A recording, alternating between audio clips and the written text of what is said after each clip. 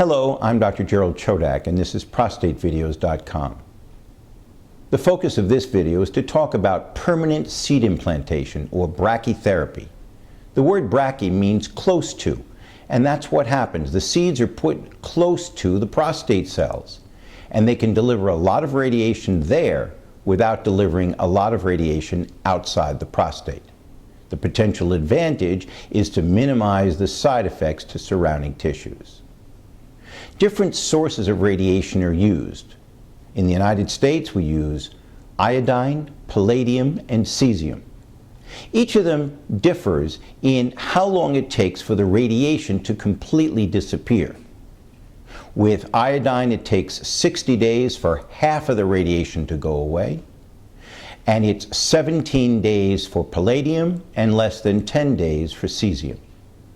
That means that if you have iodine, it takes a total of about 300 days until the radiation has essentially disappeared. Now, there are some side effects that can occur. Men can have problems with erections.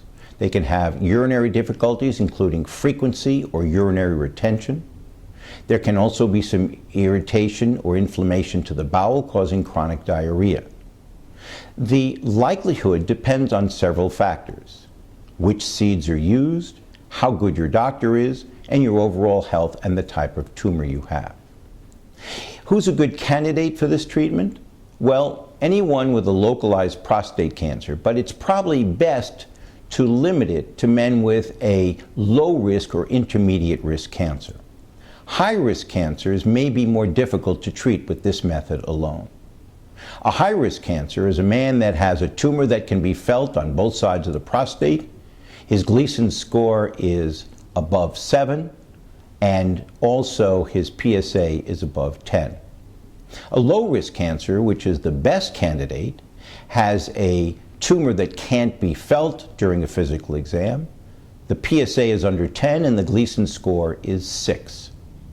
And intermediate means they can have a Gleason score of 7 or a PSA greater than 10 but less than 20. Now, if you are planning on having this done, before it's performed, you will first see an anesthesiologist who will make sure it's safe for you to undergo anesthesia. This is usually done under a general anesthetic. On the day of the procedure, you will come in, change into a gown, go into the operating room.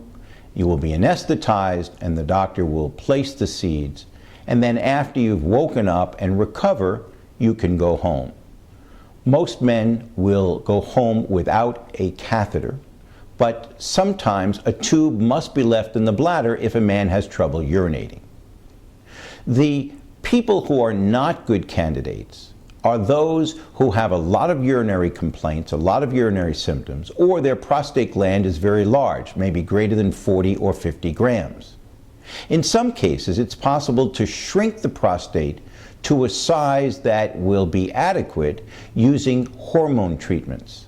These are medications that lower the man's testosterone, and in so doing, they also can reduce symptoms and reduce the size of the prostate. So if the prostate shrinks enough, then a person can undergo this treatment. After the treatment, a patient will be followed for PSA changes. That starts maybe 3 months after the procedure is done. And one thing to be aware of is that there can be a short-term rise. We call it a spike or a PSA rise that occurs within the first couple of years. It's temporary. It does not mean the cancer is recurring. Overall, the bottom line here is this is an excellent treatment for clinically localized prostate cancer. But at the present time, doctors cannot say whether it's as good, better, or worse than any of the other treatments available. It certainly should be considered as one of your options. I hope you find this information helpful. Thank you.